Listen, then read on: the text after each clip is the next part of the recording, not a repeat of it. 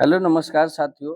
तो साइंस के most 20 important question के सीरीज में आज हम आपके सेट नंबर 4 लेके आ गए हैं, जिसमें हम पुनः 20 मोस्ट वीवीआई क्वेश्चन देखेंगे आपके एग्जाम के पॉइंट ऑफ व्यू से, जो कि वो आपको सरकारी कॉलेज दिलाने में काफ़ी महत्वपूर्ण योगदान निभाएगा। तो इससे पहले यदि आपने विज्ञान के बाकी 60 इम्पोर्टेंट क्वेश्चन नहीं देखे हैं, जैसे 20-20 का 3 सीरीज, तो उसको जाके जरूर देख लीजिएगा। और वीडियो कैसा लगा इसके बारे में आप वीडियो के अंत में राय देना नहीं भूलिएगा। अच्छी लगे तो प्लीज़ एक लाइक कर दीजिएगा और चैनल को सब्सक्राइब कर लीजिएगा, पहली बार आए होगा। तो चलिए शुरू करते हैं आज के हम क्लास को। आज का हमारा पहला क्वेश्चन है कि सल्फर हेक्साफ्लोराइड अणु का आकार कौन सा होता है? तो इसका आंसर आप कहेंगे कि ये अष्टफलकीय होते हैं। सल्फर हेक्साफ्लोराइड अणु का आकार जो होता है, इसका जो सूत्र होता है आपका SF6 होता है, और यह एक हाइपरवेलेंट अणु होता है। तो इसको आप ध्यान रखिएगा, जब भी आ जाएगा इस तरीके का अगले क्वेश्चन में कि हेक्साफ्लोराइड का अणु सूत्र क्या होता है, तो ये होता है SF6 होता है। ठीक है, सेकेंड क्वेश्चन की तरफ हम चलेंगे। क्वेश्चन नंबर दूसरा हम देखेंगे। तो टेलीस्कोप की खोज किसने की थी, किस वैज्ञानिक ने? ये जितने भी क्वेश्चन करवा रहे हैं, यकीन मानिए कि आपके एग्जाम में जैसे यहाँ बैठेंगे और ये सब करके गएंगे तो बहुत बढ़िया होगा ये। तो आप इस गैलीलियो का नाम सुने होंगे, जो कि टेलीस्कोप का आविष्कार किया था 1609 में, 1609 ईस्वी में, है ना। और ये इटली के वैज्ञानिक थे। ठीक है, अगला है हवाई जहाज का आविष्कारक किसने किया था? तो हवाई जहाज का आविष्कार किया था राइट ब्रदर्स ने। तो ऑप्शन नंबर ए इसका क्या हो जाएगा, करेक्ट है ना। और अब ईस्वी का बात पूछे तो ये 1903 ईस्वी में इन्होंने आविष्कार किया था हवाई जहाज का। कशुरेक रज्जु में कितनी जोड़ियां तंत्रिका निकलती हैं? तो इसका करेक्ट आंसर हो जाएगा आपका 33।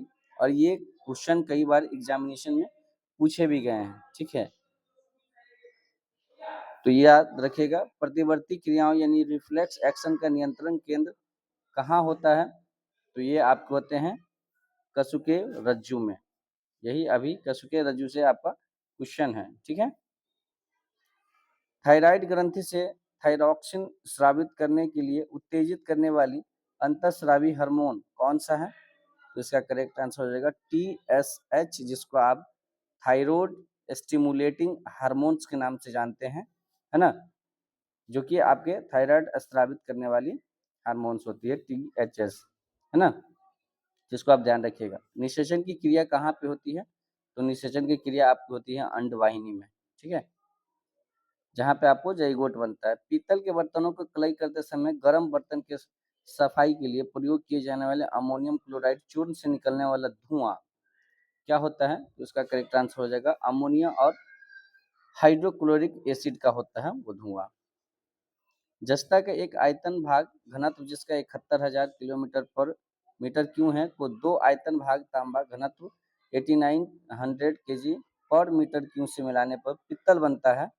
तो पीतल का घनत्व जो है आपका क्या हो जाएगा? तो इसका करेक्ट आंसर हो जाएगा आपके ऑप्शन नंबर 8300 kg मीटर क्यों। इसको याद रखिए, क्योंकि ये बहुत लंबा आपका है बनाने का तरीका, तो इसको हम कभी बाद में समझाएंगे सिंगल क्वेश्चन लेके डिटेल बोर्ड पे। निम्नलिखित में से कौन सा विटामिन की खून के जमने में आवश्यक होती है? तो खून के जमने में, है ना, विटामिन के का जो है बहुत बड़ा योगदान होता है। खून का जो थक्का जमता है उसमें जमने में विटामिन के बहुत ही सहायक होता है।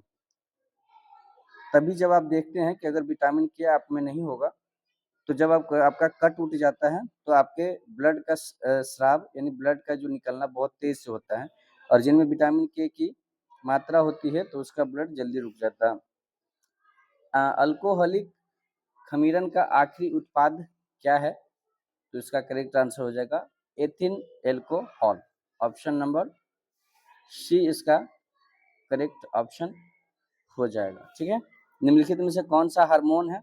इसमें से कौन सा एक हार्मोन है? तो ये इंसुलिन हार्मोन है, जिसकी कमी से आपके मधुमेह रोग बीमारी हो जाता है, जिसे हम डायबिटीज के नाम से या चिनिया बीमारी के नाम से जानते हैं। तो वो इंसुलिन की कमी से होता है। हाइड्रोक्लोरिक एसिड कांच की बोतल में नहीं रखा जाता है, क्योंकि यह अभिक्रिया करता है किसके साथ? तो ये कांच की सिलिकॉन डाइऑक्साइड से अभिक्रिया कर लेती है, इसीलिए इसको नहीं रखा जाता है। ठीक है, वायु में थोड़ी देर रखने पर किसी वस्तु के ऊपरी हरे रंग की बेसिक कार्बोनेट की परत जम जाती है, वो कौन सी धातु होती है? तो इसका करेक्ट आंसर हो जाएगा आपका तांबा। ठीक है, वायु में थोड़ी देर रखने पर तांबा के ऊपर जो है हरे रंग के बेसिक कार्बोनेट की परत जम जाती है, इसीलिए इसका आंसर काम तांबा हो जाएगा। कच्चे फलों को कृत्रिम रूप से पकाने के लिए प्रयोग में लाई जाने वाली गैस का नाम क्या है? आप जो कार्बाइड पकाते हैं तो कार्बाइड में कौन सा गैस होता है? तो ये आपका एथिलीन गैस होता है। ऑप्शन नंबर डी, इसके बारे में थोड़ा जानकारी दे लीजिए। एथिलीन गैस का जो है इसका आणविक सूत्र जो होता है ये C2H4 होता है। ठीक है, तो इसको आप ध्यान रखिएगा। विस्फोटक ट्राइनाइट्रोग्लिसरीन यानी TNG एक क्या है? तो ये एक तरीके का क्या है, आप बताइएगा। आप भी अपने जगह पे, ये एक तरीके का क्या है, एस्टर है। ठीक है, एक रंगहीन तैलीय एस्टर है, यह डायनामाइट बनाने के काम आता है और ये सांद्र सल्फ्यूरिक अम्ल और सांद्र नाइट्रिक अम्ल की ग्लिसरीन के साथ क्रिया करके बनाया जाता है, जिसका रासायनिक सूत्र होता है C3H5ONO2 का होल थ्राइस। ठीक है, ये आपका एस्टर का रासायनिक सूत्र होता है। जस्ता से एक बर्तन पर विद्युत लेपन की विधि में क्या होता है? तो इसका हो जाएगा बर्तन को धन ध्रुव और जस्ता को ऋण ध्रुव बनाया जाता है। वायु में कौन सी नोबल गैस नहीं होती है? नोबल मतलब अक्रिय गैस, जो कि आपके अक्रिय गैस कितने हैं? तो आपके अक्रिय गैस 6 हो जाएंगे, हीलियम, लिथियम, आर्गन, नियोन, है ना। तो वायु में कौन सी नोबल गैस नहीं है? तो हीलियम है आपका, आर्गन है, और सॉरी हीलियम नहीं होगा, इसका करेक्ट आंसर जो होगा 88 का रेडॉन नहीं होगा। ठीक है, हीलियम है, नियोन है, आर्गन है ना, रेडॉन इसका नोबेल गैस नहीं होता है। क्लोरोफिल में कौन सी धातु आयन पाया जाता है? इसका करेक्ट आंसर हो जाएगा मैग्नीशियम।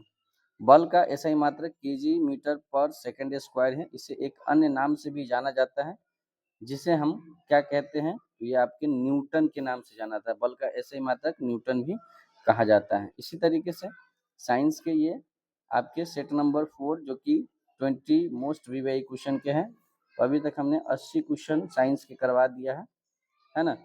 और भी अगर आपके सब्जेक्ट जैसे यहाँ पर आप देख रहे हैं सामाजिक विज्ञान में वीवीआई क्वेश्चन है, राजस्थान की राजधानी, तो इस तरीके का और भी कुछ चाहिए तो आप जरूर कमेंट करिएगा। बाकी इस वीडियो के बारे में अपना राय देना नहीं भूलिएगा। वीडियो अच्छी लगे तो लाइक जरूर कर दीजिएगा और चैनल को सब्सक्राइब कर लीजिएगा, क्योंकि डीएलएड एग्जामिनेशन से संबंधित कोई भी छोटी मोटी जानकारी और आपके स्टडी इस चैनल पर देखने को मिलेगा। ठीक है, मिलते हैं नेक्स्ट वीडियो में, तब तक के लिए आप स्वस्थ रहिए, मस्त रहिए और अपने पढ़ाई में व्यस्त रहिए। थैंक यू सो मच, जय हिंद।